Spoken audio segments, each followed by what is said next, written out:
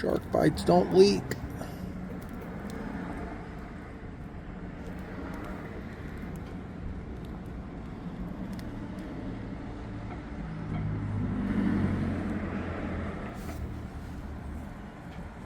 Shark bites, they don't leak.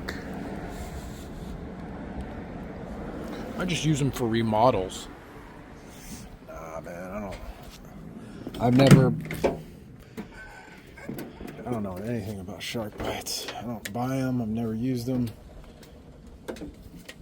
Don't intend on doing so anytime in the future. Okay, so we need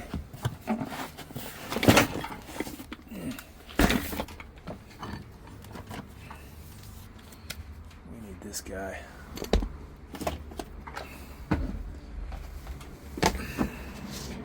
The problem is, the reason they called me is they couldn't get the cap off. So apparently a handyman plumber did this. That's what I was told. It was the tenant's plumber. So, whoa.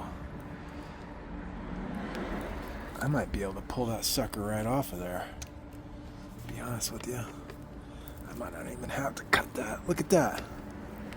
That sucker's coming right off. I might not even have to cut that.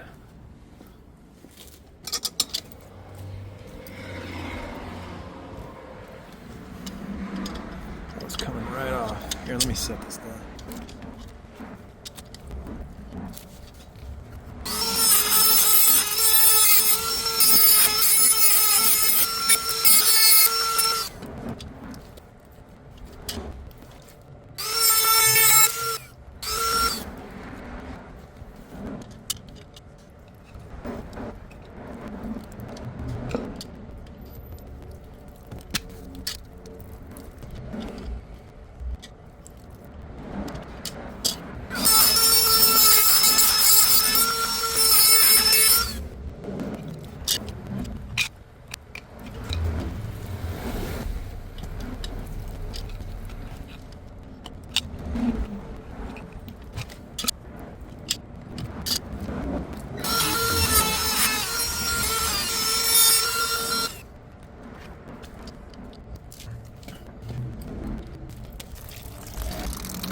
I'm well aware that they make tools,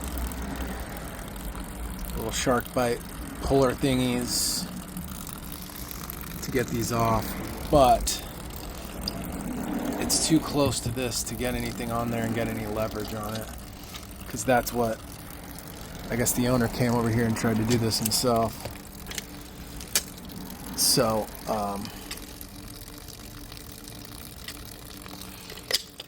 so I didn't even bother. I knew I could get it off with with this guy. Not quite there yet. Almost. That's the sucker that won't. I mean, that's what holds a shark bite on from blowing off right there, basically. And this ring. Actually, I don't even know how much that really. That's it. That's it right there. That's what stops the shark bite from being able to be pulled off and blow off under high water pressure. Maybe there's a little more to it, but I wouldn't use them. This water is not stopping.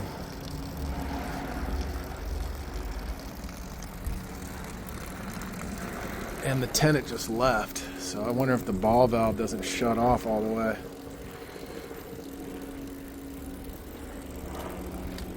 I would like to sweat something on there. Look at this nonsense. Dude, jet sweats suck. I'm just gonna go ahead and say it. The freaking little things always, the little rubber things never seat. Look at this if jet sweats weren't so expensive, I'd say, okay, that, you know, it is what it is. But this is expensive. And there's always an issue. Every time I use a jet sweat, there's always an issue. Every time. I have to replace the frickin' rubber thing or whatever. Just always an issue with these things. I would get a cheaper brand. I mean, the mechanism itself is, you gotta have it in certain situations, but they've built a name for themselves, I guess, and they just charge ridiculous prices for these stupid, cheap little things that honestly you can make yourself. All right, I got it sanded. Still dripping a little bit, but I think I'll be able to sweat something on there. Pro Press isn't gonna work. Pro Press won't work. There's not enough insertion, so yeah.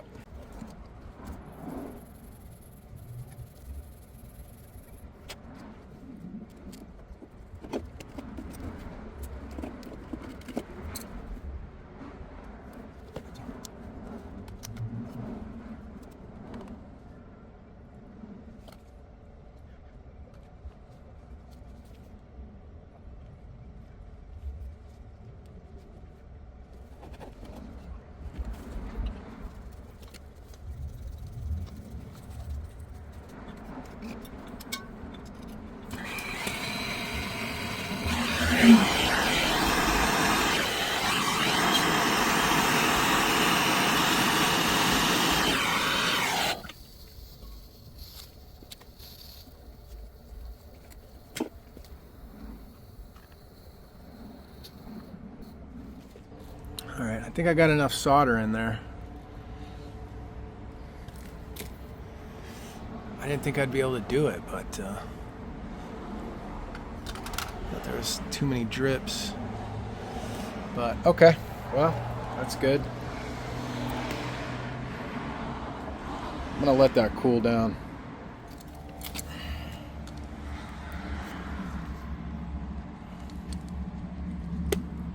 Come on, bro. He's gonna spray me in the friggin' face.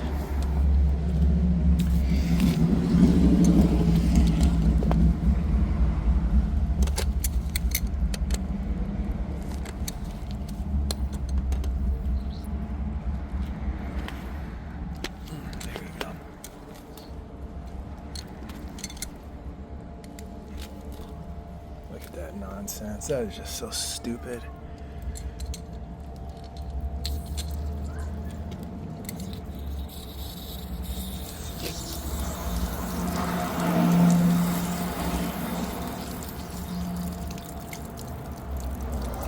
Well,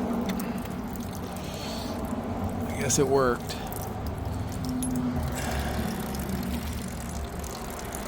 Guess I can't complain too much.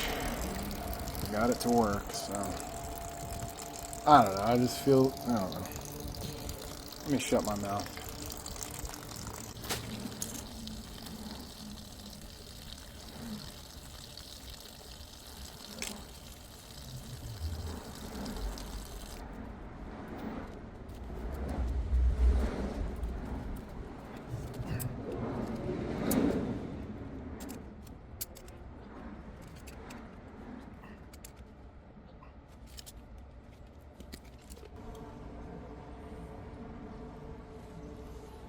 That's it.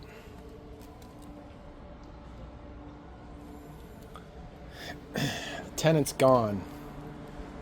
He said they'd be back in 45, but I'm not sure I want to wait. I'm pretty sure there's no way that female adapter is going to leak. So the question is, do I trust my work? I don't know. With soldering, you just never know, man. You never know. You always got to test it. Check for leaks. 1/2 inch, it's kind of hard to mess up 1/2 inch. Not going to lie. You got to really put very little solder in it for it to leak. On the larger diameter pipes, I would say 1 inch and up, you really gotta get a lot of solder into those suckers. Let's wipe all the water off. There's no way it's gonna leak. But I don't know, maybe I'll call her, see if she could come back real quick. Anyway. Okay, so water's back on. The tenant's son was here. And no leakies.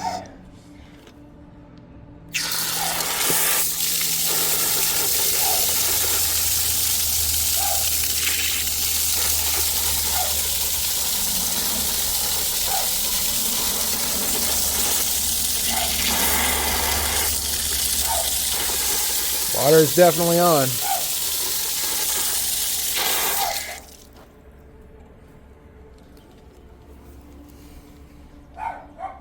No leakies. All clear.